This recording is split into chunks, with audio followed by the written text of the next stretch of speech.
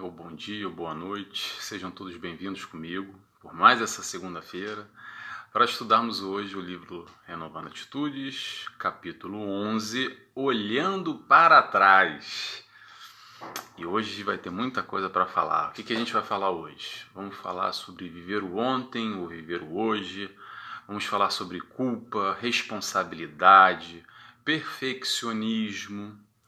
Vamos falar sobre expiação, vamos falar sobre Deus punitivo ou Deus de amor.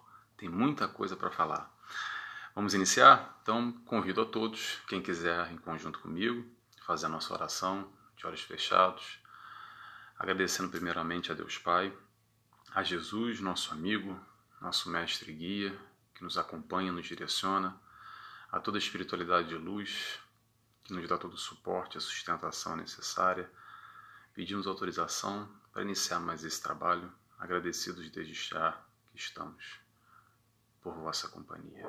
Muito obrigado, que assim seja, graças a Deus. Então vamos lá, vamos iniciar aqui. Hamed hoje é daqueles capítulos, como todos, né? Que é tão pequenininho, mas tem tanta coisa para falar. Vamos lá. Então, repetindo, capítulo 11, olhando para trás, Hamed inicia dizendo o seguinte: culpa quer dizer paralisação das nossas oportunidades de crescimento no presente em consequência da nossa fixação doentia em comportamentos do passado. Falar sobre culpa, um pouco de nós, né? Falar sobre culpa é falar sobre um pouco de nós. A culpa, eu falo muito isso, já repeti em outros capítulos, e acho que é muito necessário a gente repetir sempre. Repito primeiro para mim e repito para todos nós. A culpa nada mais é do que um processo de engessamento. Quando a gente sente culpa, pelo que quer que seja nesse passado, tal, porque a gente está falando do capítulo olhando para trás, é aquele momento que a gente paralisa a nossa vida, estagna, a gente se congela, a gente não caminha para frente. Por quê? Porque a gente fica remoendo, revivendo aquela tal questão, ou como Hamed nos diz aqui, a tal fixação doentia, e a gente não evolui, a gente não toma nenhuma atitude, a gente fica preso. É quase que a culpa é um processo que a gente algema aqui a mão e se prende naquele passado e não caminha para frente. Ou melhor, não as mãos, a gente prende as mãos e os pés, principalmente os pés nesse processo de caminhada. Porque aquilo que nós fizemos no passado, essa história de ficar remoendo, se martirizando, se autopunindo, se auto-boicotando, é um processo que não leva a gente ao quê? A absolutamente nada. Porque o que passou, passou. Aquele foi o momento.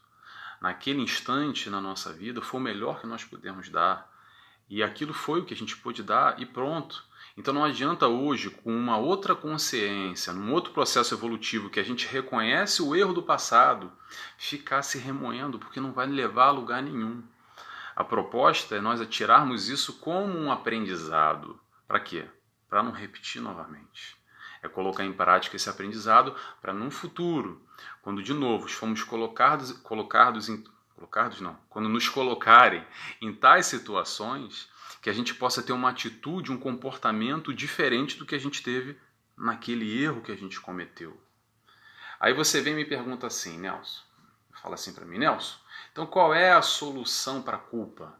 Qual o caminho que eu devo seguir? Há vários caminhos para seguir, primeiro. Agora, um dos caminhos que eu acho mais importante, eu também repito muito isso aqui, é o processo de se aceitar, se aceite. Aí você vai perguntar, se aceitar, como assim? Aquilo que você fez e se arrependeu foi dando o melhor de você no passado. Mas foi horrível, Nelson, você não tem noção do que eu fiz, do que aconteceu. Eu respondo para você, seja o que for que você tiver feito, não interessa. Entenda que todos nós somos imperfeitos e nesse processo de evolução o erro faz parte. Ele faz parte do crescimento. Há o erro consciente e o erro inconsciente, que eu vou falar um pouco mais disso à frente. A média vem nos falar um pouco mais sobre isso à frente. Mas esse processo de aceitação é nos entendermos que sim, somos imperfeitos, sim, erramos, E sim, aprendemos com o nosso próprio erro para, no futuro, não errar de novo. Ok? A vida a gente comete erro o tempo todo, tá? É assim que a gente aprende. Essa é a dinâmica, o processo é esse, o processo é contínuo. A gente vai caminhando, buscando acertar e a gente erra. E a gente vai voltar para o caminho de novo. E não tem problema, é assim. Não vamos nos martirizar, não vamos buscar a culpa como algum tipo de auxílio, porque eu posso lhe afirmar isso. A culpa não vai te levar a lugar nenhum. O arrependimento de ter feito uma besteira no passado pode existir, mas arrependimento é diferente de culpa, ok? Eu me arrependo, eu cometi uma besteira. O Nelson fez uma besteira no passado. Eu me arrependo. Muitas coisas eu me arrependo, sim, é verdade.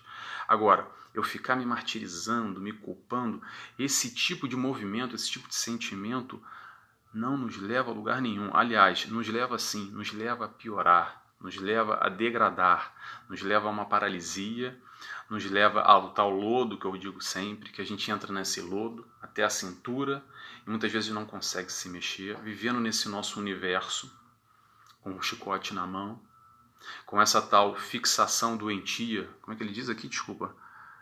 Como é que ele fala? Fixação doentia, exatamente. Em comportamentos do passado. Então vamos seguir à frente a nossa vida sem culpas. Acho que esse é o desafio. Não é fácil, tá, gente? Eu sei que não é fácil. Às vezes a gente já vem de uma história de muitas culpas do passado, já é meio que num automatismo, mas o desafio é esse para a gente continuar caminhando. Vamos lá? Vamos seguindo. Esse aqui é bom. Certas religiões utilizam-se frequentemente da culpa como meio de explorar a submissão de seus fiéis. Usam o nome de Deus e suas leis como provedores do mecanismo de punição e repressão, afirmando que garantem a salvação para todos aqueles que forem, abre aspas, tementes a Deus. Fecha aspas. Ele continua. Esquecem-se, no entanto, de que o Criador da vida é infinita bondade e compreensão, e que sempre vê com os olhos do amor, nunca punindo as criaturas. Na realidade, são elas mesmas que se autopenalizam por não se renovarem nas oportunidades do livre-arbítrio e por ficarem no presente agarradas aos erros do passado. E aí ele coloca uma coisa aqui que isso faz parte da nossa realidade, é a questão do Deus punitivo. Quem é esse Deus punitivo? Deus punitivo é aquele que parece que fica com um caderninho na mão, assim, ó. A gente nasceu, né, a encarnação, ele vai ficar aqui um caderninho na mão, assim, ó, só anotando as nossas faltas e o nosso erro para nos cobrar depois, para nos punir depois. A palavra que ele usa aqui, tementes a Deus. Tementes quer dizer ter medo. Se formos tementes a Deus como filhos bem comportados, né, nós não seremos punidos. Desde criancinha, muitas das vezes, a gente escuta aquela história de que Deus castiga. Sabe esse Deus que eu estou falando? É um Deus vingativo, um Deus que está ali só apontando para depois cobrar a gente. Aí eu vou dizer para você, Deus não castiga, e vou repetir, Deus não castiga, Deus é amor. Deus é amor. Deus não nos pune de nada. Se você tem essa compreensão de Deus, eu vou respeitar ela, não vou dizer para você que você tem que pensar diferente, ok? Eu só estou apresentando aqui a minha crença dentro de uma leitura mais ampla, num entendimento um pouco mais aprofundado, eu vou colocar assim, o diferenciado do que é Deus. Okay? De como é essa relação com Deus, que é algo tão subjetivo, está lá, Livro dos Espíritos, pergunta número 1, o que é Deus? Né? Não é quem é Deus, é o que é Deus. É motivo de tanta discussão, não vai ser aqui num breve comentário que a gente vai explorar esse assunto, mas como é que a gente se relaciona com esse Deus? Será que a gente ainda vê um pouco da história do Deus punitivo? Que basicamente, na compreensão de Deus, no cristianismo de uma maneira geral, existe aquele Deus que é o Deus céu e inferno, né? Ou purgatório também, que está muito vinculado ao bem e ao mal, aquelas faltas que a gente cometeu ou não. Então, se nós cumprirmos os tais mandamentos, ok, se a gente não cumpriu, que é muito difícil a gente cumprir, até porque a gente é imperfeito, aí deu ruim, né? Vai dar problema, né? Essa é a compreensão de uma maneira geral do cristianismo.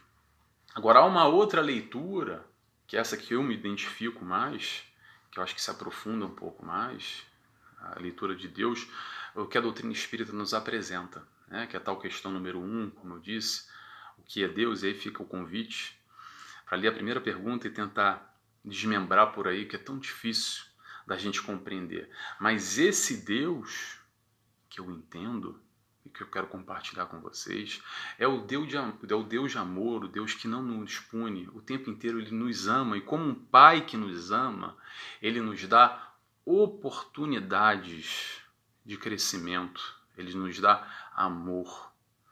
E essa história de não compreender, me veio à cabeça agora, eu gosto muito dessa história, eu já escutei, eu não lembro quem foi o palestrante, que exemplifica bem esse Deus, é assim. Quem tem criança sabe, quando nós, pais, temos que levar a nossa criança para tomar uma vacina, e ela vai tomar a vacina, e ela não entende nada, né? E ela chega lá, na vacina tem uma fila. E a vida normal, tá tudo muito bem, tem um monte de criança na fila também, como ela tá até ali brincando com uma criança ou outra. E conforme a fila vai andando, faltando uma ou duas pessoas para você entrar, a criança entrar com o pai, ela começa a escutar um barulho estranho, uma criança chorando, aí ela já vê uma outra criança saindo com uma cara chorando no colo do pai, e ela fica já meio apreensiva, meio com medo. E o que ela faz? Ela olha para o pai, que é o modelo de segurança dela, né? É o pai que ama. E o que o pai faz? O pai está muito tranquilo e dá um sorriso para a criança e passa a mão na cabeça dela e diz: não, pode ficar tranquilo, filho, está tudo bem. E avança mais um pouco. 2 pessoas, ela entra na salinha. E na salinha, quem é que está lá? Aquela enfermeira ou aquele enfermeiro com uma agulha desse tamanho, né? Para criança, quando nós somos crianças, tudo parece maior, né? Então, uma agulha enorme. E a criança começa a ficar meio aterrorizada. O seu próprio pai que te ama, a criança... Vamos tentar entender essa leitura da criança. O próprio pai que ama ela, que ela confia, que ela se entrega literalmente, que ali aquele pai protetor, esse pai, ela percebe que o pai segura ela com força para vir essa tal malvada, olha, malvada entre aspas, quem estiver me escutando, ok? Estou fazendo aqui o sinal do aspas. A malvada da enfermeira com uma agulha enorme para machucar, para trazer a dor para aquela criança. Mas, na verdade, nós, enquanto pais, temos uma compreensão mais alargada do que está acontecendo. Então, a gente sabe que aquilo que a gente está fazendo para essa criança é o melhor, porque ela tem que tomar as vacinas para o bem da saúde, para o bem do desenvolvimento dessa criança enquanto ser indivíduo no processo de crescimento dela. Mas a criança que não entende o que ela vê? Ela vê um pai que está fazendo mal para ela? É uma confusão mental naquele instante. Essa brincadeira, essa analogia aqui, essa reflexão é muito do que nós somos muitas vezes. Muitas vezes nós somos a tal criança que não entendemos o porquê o nosso pai está fazendo isso para nós. Por quê? Por que Deus? Por que essa injustiça de me segurar, de querer o meu mal? Ou será que aí vem a proposta, será que nós temos que confiar um pouco mais e ter a certeza que aquele Deus que nos segura no momento de dor é para o nosso melhor?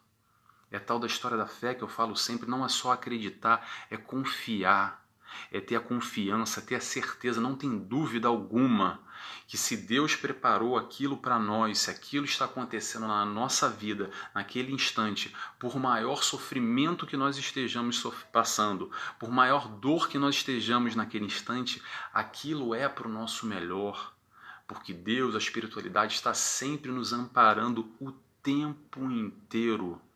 O que acontece é que muitas vezes a gente não consegue perceber, a gente tem dificuldade de enxergar e principalmente compreender aquilo que faz parte da nossa necessidade de crescimento enquanto seres, enquanto indivíduos. Vamos continuando? Só continuando agora aqui, eu estava falando sobre, já me perdi, fui dar o exemplo e me perdi. quando eu estava falando sobre o cristianismo, então tem aquela história do céu e inferno, purgatório, eu estou tentando dar uma pincelada aqui em algo muito mais complexo que isso, ok? E tem uma outra visão dentro do cristianismo, que é a visão que a doutrina espírita nos traz, que vem com o processo de reencarnação. Então, através da reencarnação, a gente vai aprendendo em sucessivas vidas. Assim, a gente continua caminhando não só nessa vida, então não acabou nessa. A gente encarna de novo para continuar o processo de aprendizagem, o processo de evolução, de crescimento. Muito bem. E aí tem a tal da história da expiação, que há muita confusão ainda, tá? Há muita confusão. Aquela história de expiação, karma, muitas pessoas ainda interpretam de que maneira? Mais ou menos assim, bateu, então vai levar. Fez errado, vai ter que pagar a fatura, você vai ver, não vai ser nessa, vai ser na próxima. É a história do Deus punitivo sendo transformado no processo da próxima encarnação. Então a gente não só coloca como céu e inferno, mas a gente adequa a ele para que Deus está lá olhando, Deus está vendo, Deus está vendo. Se você fez errado agora, você vai pagar lá na frente. A gente tem essa visão ainda muito da punição, quase que de uma cadeia, de que vai ser difícil, ele vai sofrer porque ele fez os outros sofrerem. Uma visão muito negativa, é isso que eu quero dizer. É uma visão muito negativa. Mas, vamos lá. Mas o processo, na realidade, é um processo educativo, de aprendizado, e não de acerto de contas ou a tal vingança de Deus. O processo de expiação é mais ou menos assim. Há um erro consciente. O que isso quer dizer? Vou dar um exemplo que eu me coloco sempre nessa expiação, ok? E não aprendo ainda. Mas é bem para retratar, tá? É algo mais profundo, mas eu vou fazer um exemplozinho aqui singelo. O seguinte. Feijoada à noite, antes de dormir. Você sabe, eu sei, que a noite vai ser uma noite muito longa, de muita expiação, que eu não vou conseguir dormir, vou passar mal, vou ter que tomar um remédio de digestão, vou levantar várias vezes, ou se eu conseguir dormir, vou ter um sono perturbado, vou acordar no dia seguinte mal, com a noite mal dormida, vou voltar arrependido, né, daquilo que eu fiz, mas às vezes ainda faço de novo, né, porque é tão bom, né, a feijoada, ainda cai naquela tentação. O processo de expiação é nada mais, nada menos do que uma consequência natural das nossas escolhas.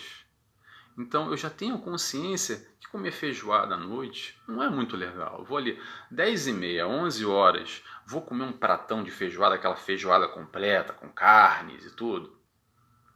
Vai dar ruim, não vai? Eu tenho certeza. Então essa dor que eu vou enfrentar nada mais é do que essa feijoada na barriga, que foi opção minha. Eu já sabia, mas mesmo assim eu quis ir lá. Então não é Deus que está me punindo de uma noite de sofrimento porque eu comi feijoada. Deus não tem nada a ver nesse processo, nessa história, é uma consequência natural de uma escolha que eu fiz. Eu que fui lá e botei no prato, ou fui no restaurante e comi a tal feijoada. Nessa história de erro consciente, são as escolhas que têm uma consequência. Todo momento nós tomamos escolhas na nossa vida, o tempo inteiro. Então, que escolhas são essas? A partir dessas escolhas, a gente vai ver o reflexo da consequência que a gente vai estar colhendo, a história do plantio e da colheita. O erro inconsciente, a gente está falando de erro consciente, ok? O erro inconsciente nos leva o quê? Nos leva ao aprendizado, porque errar todo mundo erra, ok? Na caminhada, errar todo mundo erra. Agora, então vamos lá. Vou dar um exemplo aqui, um bom exemplo sobre a feijoada aqui, só me alongando na história da feijoada. Imagina que vem um turista para o Brasil e ele chega, aquela história, vai para a praia, vai para o Nordeste ou vai para o Sudeste, normalmente, vai para a praia, fica o dia inteiro na praia, aí ele toma caipirinha, ele come camarão, ele come farofa, é queijo coalho, ele está experimentando tudo, ele não sabe de nada, aquilo para ele é tudo novo, aquele sol, ele já está vermelho que nem um camarão, aí ele continua, aí levam ele para comer já são 8 e pouca, 9 da noite, levam ele para comer uma feijoada, para ele experimentar, aí ele vai lá e come a feijoada, ele passa mal à noite. Ele não sabe. Ninguém avisou a ele. Se ele não colocou lá um Google ou teve um amigo que falou para ele que aquilo ia fazer mal, que ia ser pesado, ele misturou um monte de coisa, ele não está acostumado a comer aquilo, ele passou o dia inteiro no sol e chegou à noite e ainda foi comer uma feijoada. Então ele cometeu sim um erro, mas foi um erro inconsciente. Então o que esse erro vai levar? Vai levar ao aprendizado. Que aprendizado? A próxima vez, no dia seguinte, ou quando ele voltar ao Brasil, o que ele vai fazer? Opa, essa história de feijoada aí não foi legal. Então não vou seguir esse caminho. Porque se eu fizer de novo, eu não quero passar uma noite tão mal quanto eu passei. Isso que é mais ou menos a história da expiação, do erro consciente e do erro inconsciente. Okay? Porque nessa história de errar e de acertar, a vida vai nos dando as tais provas, que todos nós temos condições de suportar. Todas as provas. A gente comete erro, sim. Mas a gente tem condição já de passar por elas. A gente já tem, teoricamente, todo o aprendizado para poder suportar aquilo que está sendo colocado ao nosso redor, na dinâmica, o que está sendo apresentado na nossa vida. Desculpa, não é teórica não. Eu falei teoricamente não. A gente já tem a condição, estou afirmando, a gente já tem condição de passar pelas tais provas, a gente tem condição de suportar aquilo que foi nos colocado. Ponto. Mas, às vezes, nós erramos. Ok, não tem problema. Errou? Legal. Te prepara que a vida vai te enviar de novo a mesma lição, mais cedo ou mais tarde, para a gente aprender. Para a gente aprender a tal lição. Ela não vai te oferecer a lição. Ela vai te apresentar o estímulo, eu confundindo a palavra, vai te apresentar o estímulo, mais cedo ou mais tarde, muitas das vezes num processo diferente, alguns anos depois, num outro contexto, numa outra realidade, mas o fundo da aprendizagem vai ser exatamente o mesmo para nós aprendermos a tal lição que nós precisamos aprender. E ela vai se repetir. Então não adianta fugir dela, querer botar debaixo do tapete, deixa para a próxima encarnação. Pode até deixar para a próxima encarnação, mas ela vai voltar. Se é nesse momento ou no momento futuro, isso tudo vai voltar porque é necessário acontecer, ocorrer o aprendizado. E o aprendizado só acontece vivenciando, passando as tais provas. Essa tal prova que nós já temos sim, eu estou afirmando, não estou dizendo que talvez. Nós temos sim a condição estabelecida, a estrutura suficiente para suportar a tais provas. Por isso que é o importante da gente focar em nós. É a história da foca na foca, ok? Te prepara para essa prova que não passamos e vamos ter a oportunidade de repetir ela de novo. Essa prova vai voltar, então foca em você, se estrutura, se prepara. Se deu errado no passado, tire isso como lição para no futuro a gente desempenhar melhor, porque essa prova vai voltar e que a gente possa, nesse momento, estar mais bem preparado para enfrentar essa tal provação. A gente não aprende com erro, tá? A gente aprende corrigindo o erro. Se a gente identificou, ok, identificamos, então vai lá e faz de novo sem errar. É mais ou menos por aí. Tem uma frase que o Einstein, eu não lembro exatamente da frase, tá? Mas que o Einstein tem uma frase muito boa que diz mais ou menos assim, que maluco é aquele que faz sempre tudo igual e espera que o resultado seja diferente. Eu já escutei uma frase de um palestrante falando. Eu vou repetir. Vamos lá. Maluco é aquele que faz sempre tudo igualzinho, da mesma maneira, e espera um resultado diferente. E por mais óbvio que isso pareça, essa frase do Einstein, é muito atual, né? Porque não é mais ou menos isso do que a gente faz na nossa vida ainda?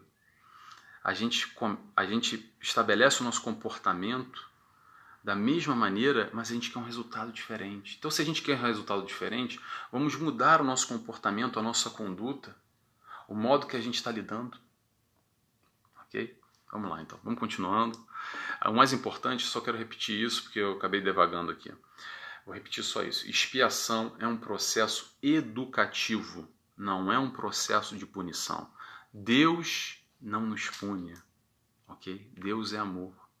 Se você entende um Deus punitivo, eu te convido a entender, a buscar compreender o Deus de amor que eu entendo, que eu vejo, e que me ampara e que me dá o suporte e o sustento para eu passar a minha vida, e que todos nós temos, ok? A espiritualidade de luz ao nosso lado, o tempo inteiro nos amparando, olhando por nós, ok? Vamos lá, vamos seguindo, senão já vou engatar em outra. Vamos lá, próximo. Hamed nos diz: culpar não é um método educativo, nem tampouco gerador de crescimento, mas um meio de induzir as pessoas a não se responsabilizar por seus atos e atitudes. Em muitas oportunidades, encontramos indivíduos que teimam em culpar os outros, acreditando ser muito cômodo representar o papel de injustiçados e perseguidos. Colocam seus erros sobre os ombros das pessoas, da sociedade, da religião, dos obsessores, do mundo, enfim. É aquela velha história de culpar os outros e não assumir a responsabilidade. A gente falou isso em outro capítulo, há pouco tempo atrás, um dos capítulos aí, 2 ou 3 capítulos atrás, que de quem é a culpa, quem é o culpado. É mais fácil, né? É mais cômodo nós assumirmos o papel de vítima. E o que isso nos leva? A nada. É como aquela criança injustiçada que fica no cantinho do quarto chorando e sofrendo porque nós somos um pobre coitado. E às vezes a gente espera a intervenção divina, a espiritualidade vir nos resgatar. Mas ela está lá sempre de braços abertos nos aguardando. O nosso movimento que é necessário, o nosso movimento de levantar e aceitar esse tal abraço. Me veio outra história à cabeça aqui agora, essa eu sei de quem é, que eu escutei. Eu acho que não é dele não, mas eu vi ele contando numa palestra do Haroldo Dutra. Se quiser, procura essa história. É a história do cachorro na bomba de gasolina, no posto de gasolina, quem está no Brasil. É o seguinte, como é que é essa história?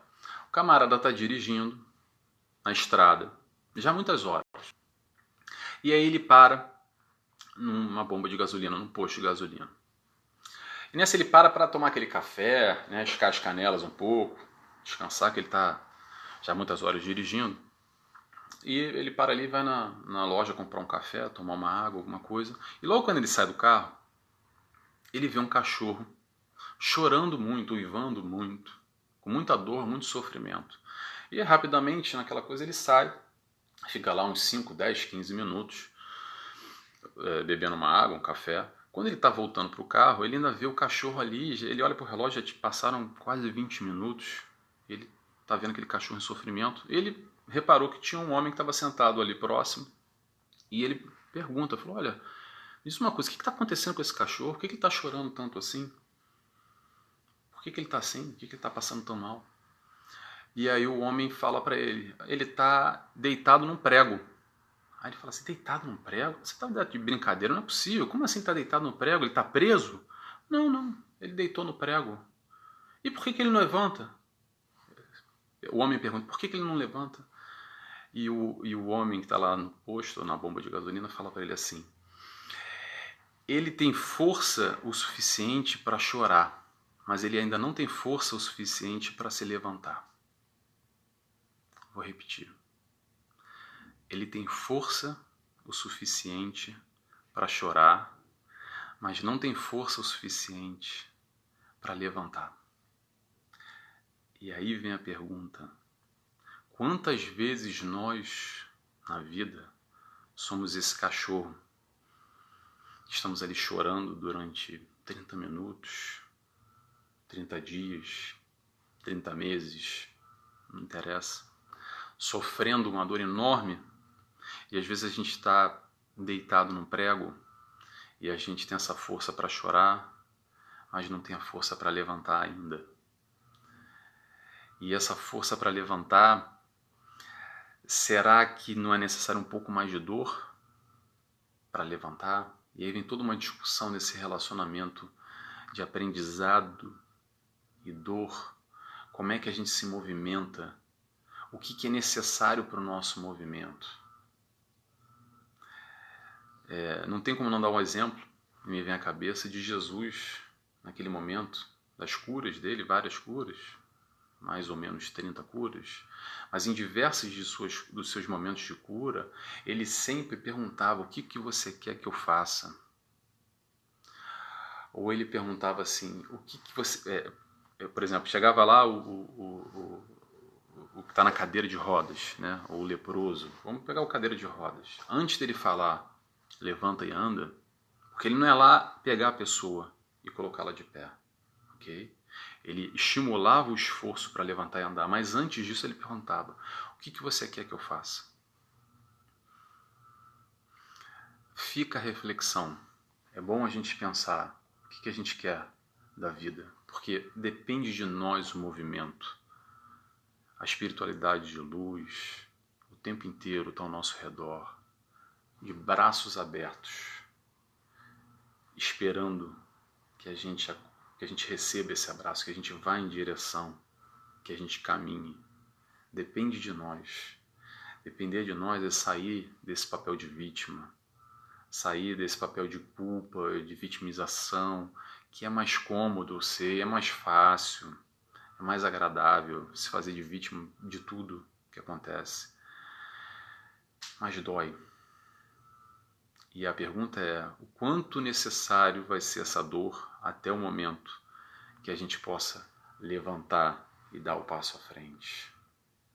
O auxílio está ao nosso lado, mas nós temos que nos movimentar.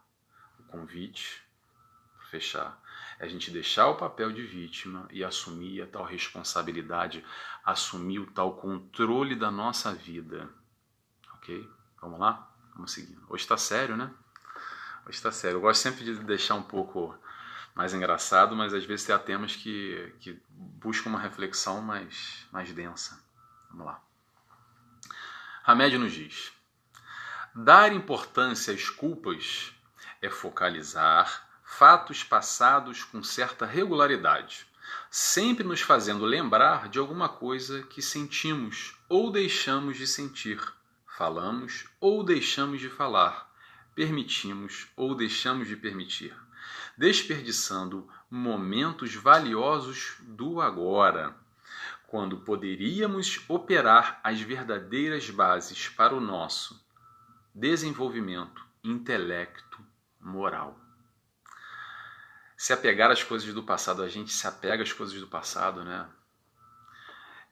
A gente se apega não só às coisas ruins, a gente falou muito sobre coisas ruins, sobre esse processo de culpa, mas a gente se apega às coisas do passado, às coisas boas também.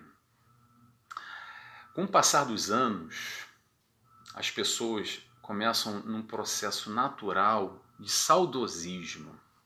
E aí começam aquelas frases clássicas que com certeza você já ouviu alguém dizendo, se não é você que fala, que é assim: porque no meu tempo, porque lá na minha época, lembrando lá da juventude, né, daquele momento mais iluminado, naquele momento tão feliz que você tinha, que você vivenciava, porque naquela época era diferente.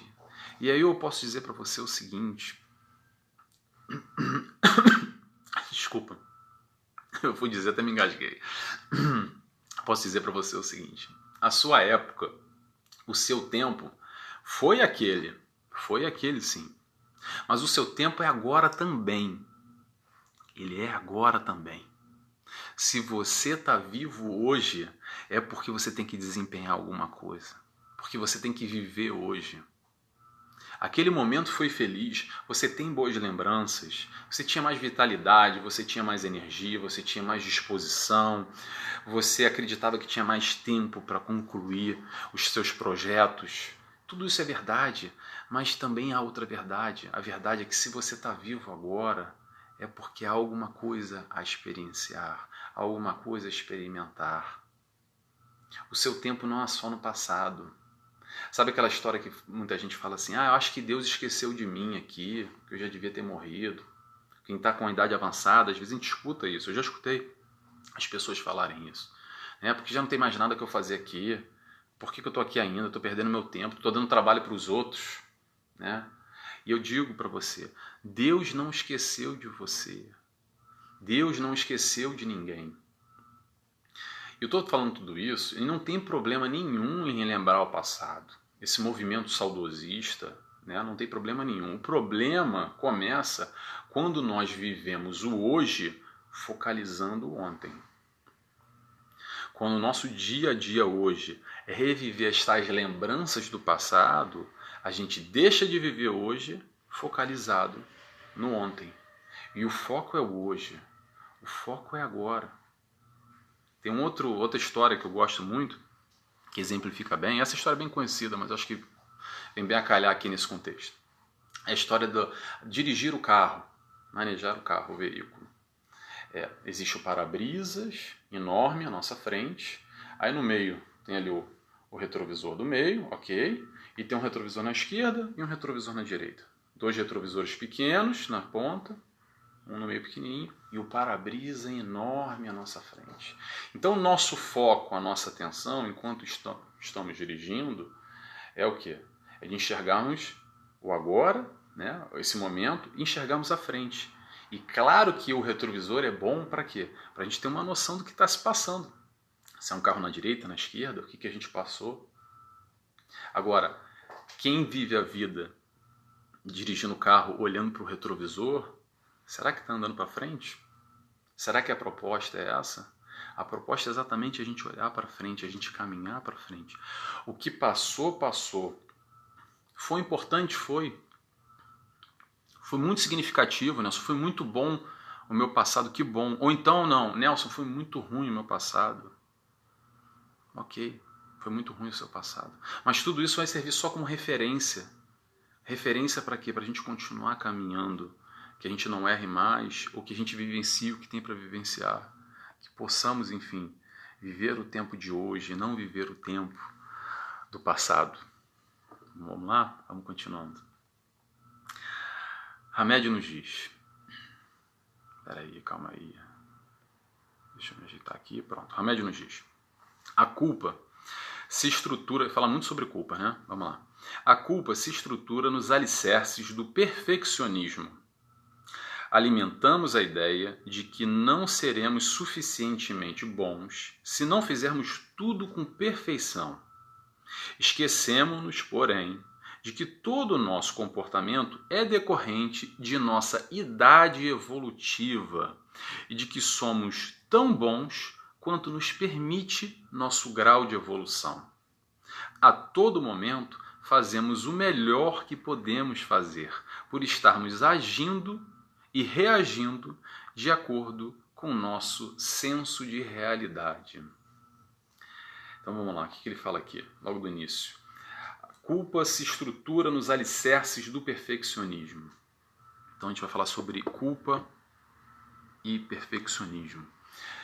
Perfeccionismo. Sabe quem é perfeito aqui? Se você não sabe, eu vou te falar. Jesus. O único Espírito perfeito que encarnou aqui na Terra. E todos nós, mais cedo ou mais tarde, chegaremos à perfeição, ao estágio, ao patamar onde Jesus se encontra. Mas eu também posso lhe afirmar uma coisa, não vai ser dessa. Não vai ser nessa encarnação que a gente vai sair para o nível de Jesus. Por mais perfeccionistas que nós tentemos ser, querendo acertar o tempo inteiro, infelizmente, é uma notícia. Você não sabe, eu estou lhe dizendo agora. Infelizmente, não vai ser dessa. Ok? O que Hamed nos diz é o seguinte, que apesar de darmos o nosso melhor, o nosso comportamento de hoje vem de acordo com a nossa evolução. E se vem de acordo com a nossa evolução e como nós ainda estamos evoluindo e não somos perfeitos, cometemos erros. Ou seja, cuidado com querer ser perfeito e não desencadear isso um processo de culpa. É claro que a gente, eu acho, é o que eu acredito, tá? Nesse processo de busca de referência, e tem a referência aqui que é Jesus, ok? ok? A referência máxima, a moral do Cristo que ele veio nos ensinar, está lá a referência, ok? Agora, o que eu quero ser hoje, a minha busca, não é ser Jesus amanhã. Eu sei que eu vou chegar lá, mas é uma caminhada muito longa. E como é que eu dou os passos, Nelson? Como é que eu vou dar essa caminhada? É hoje eu tentar ser melhor do que ontem. Às vezes eu não vou conseguir, às vezes eu vou empancar, vou demorar um pouquinho, mas reconhece em você o que amanhã você pode ser melhor. Você já sabe, você sabe qual é o caminho. Pega o exemplo do Cristo, mas não tente ser o Cristo, vai pouco a pouco, paulatinamente, passo a passo, devagarinho.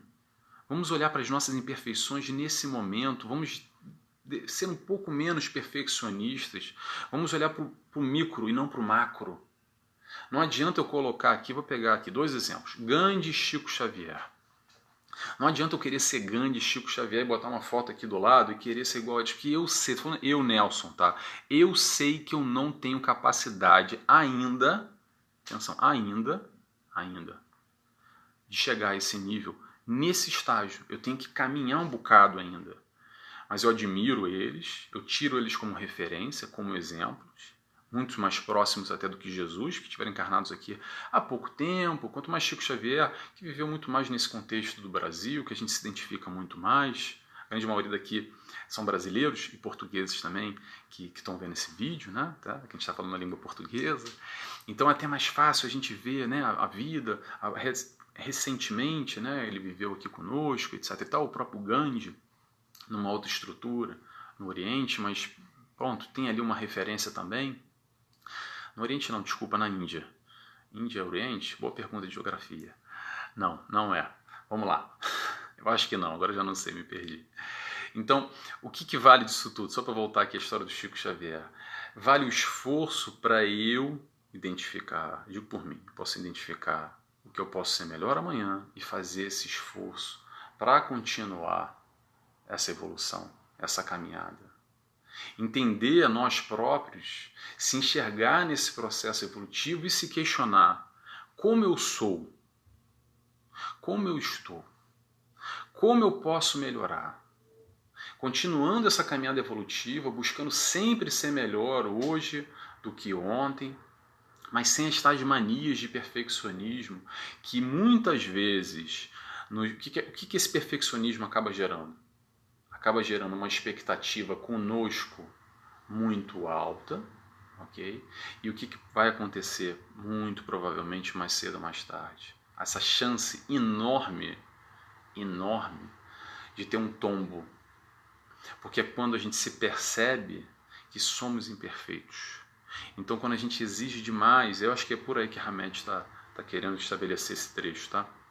Quando a gente estabelece esse perfeccionismo demasiado, essa exigência enorme de querer ser Jesus, querer ser Gandhi, querer ser Chico Xavier, ou querer ser aquele que você acredita que é um modelo para você, e você ainda não tem condição, e o gap, a distância está tão grande, que isso acaba gerando uma decepção, uma frustração, uma dificuldade em se aceitar, e aí vai levar o quê? Num automartírio. Aí você vai pegar o chicote de novo e vai começar a se cobrar mais ainda, se autopunir, se autoboicotar. É mais ou menos por aí. Vamos lá? Vamos continuando. Eu falei que hoje dá para falar bastante, já tem bastante tempo. Vamos lá. Hamed nos diz, para fechar agora, tá? Não guardemos culpa. Optemos pelo melhor, modificando nossa conduta. Reconheçamos o erro e não olhemos para trás, e sim para frente, dando continuidade à nossa tarefa na Terra. E aí, só para fechar de falar de culpa, porque eu não falei isso, é importante falar, que é muito importante, tá?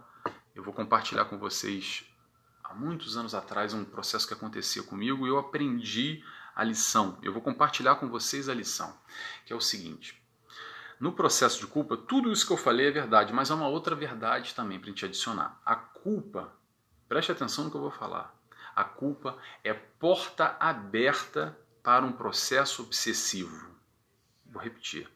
Culpa é porta aberta para um processo de obsessão, um processo obsessivo. É quase que a gente fazer assim, ó, vai preparar uma mesa bonita, fazer um belo almoço e dizer, vem, seja bem-vindo. Porque a gente abre brechas a partir do momento que a gente reconhece alguma coisa do passado, se arrepende, que é natural, e a gente começa a culpar, o que começa a acontecer?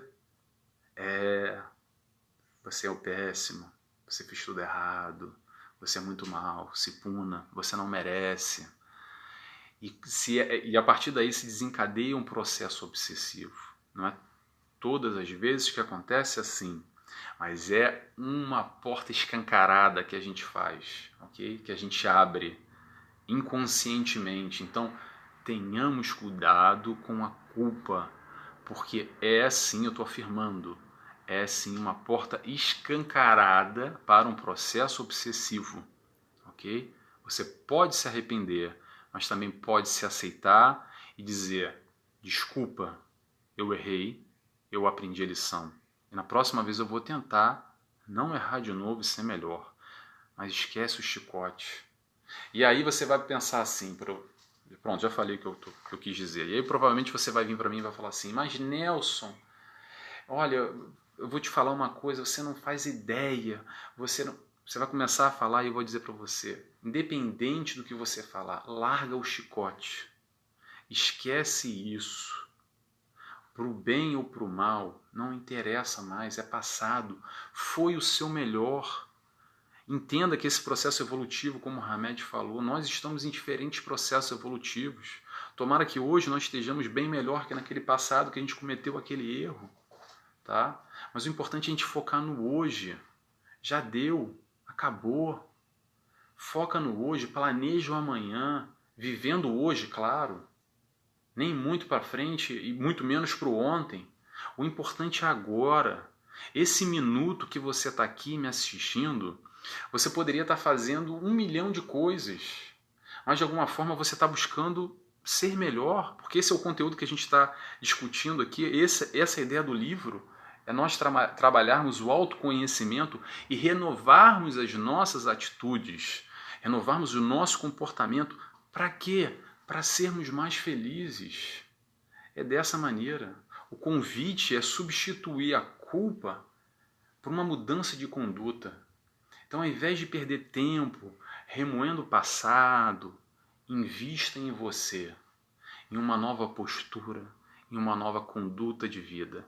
Deixa o passado para o passado, tá bom? Hoje eu falei demais, eu avisei. Muito bem, é isso. Quero só para fechar, já acabou, vou só fazer um comentário agora. Estou muito feliz com as mensagens que eu venho recebendo, e principalmente de Facebook, mais de Facebook até do que Instagram e do que YouTube. Tenho aí esses canais que eu estou postando os vídeos. Fico muito feliz com a troca, com as perguntas, com os depoimentos, com as vivências das pessoas. Que bom que esse livro não está só ajudando a mim, mas pode ajudar também a vocês. Fico muito feliz de compartilhar esse conhecimento com vocês, esses comentários também que eu faço, enfim. São todos bem-vindos, podem perguntar, podem falar. Já me perguntaram se eu faço live.